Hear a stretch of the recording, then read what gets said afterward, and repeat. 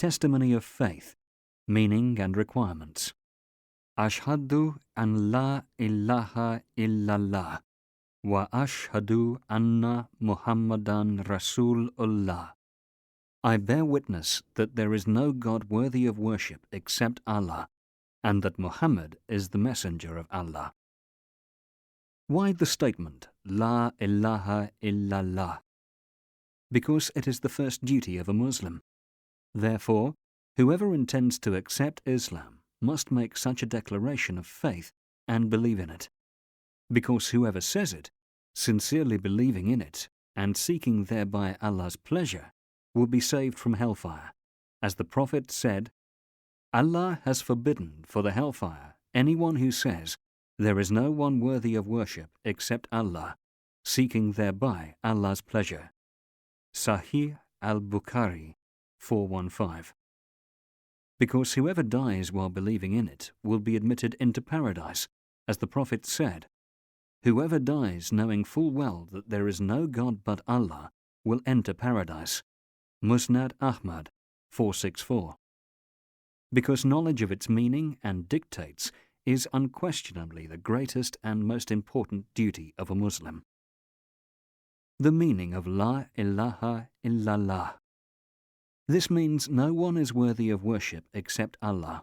In fact, this statement negates the existence of any other deity besides Allah, and confirms that Allah is the only true God worthy of being worshipped. The Arabic word illah, God, refers to any being that is worshipped. Thus, whoever worships something has in fact taken it as a God besides or instead of Allah. All such deities are indeed false except for one God, Allah, the true Lord and Creator. Therefore, Allah alone deserves to be worshipped. It is He alone whom human hearts must worship with utmost love, glorification, humility and fear, and He alone should be relied upon and invoked. No one should be called upon, sought for help, or relied upon except Allah.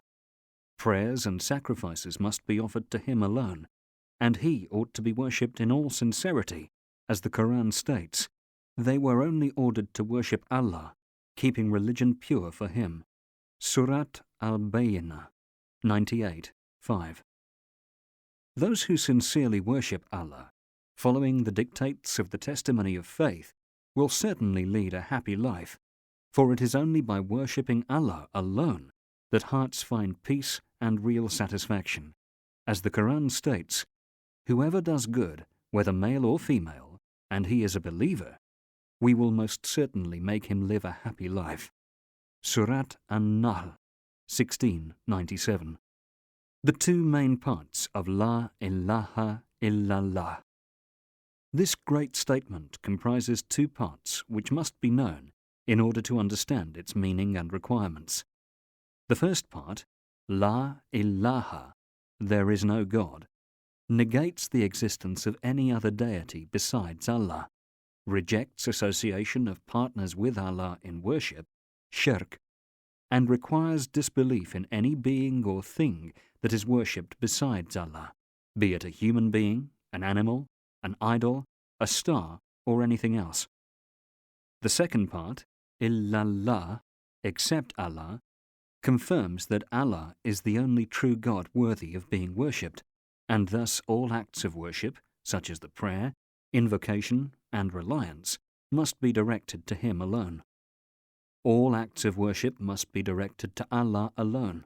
Whoever directs any act of worship to other than Allah is, strictly speaking, an unbeliever.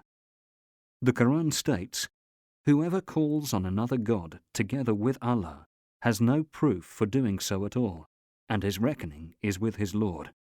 Truly, the unbelievers have no success. Surat al-Mu'minun 23:117. The significance of La ilaha illallah, along with its two main parts, are mentioned in the following verse.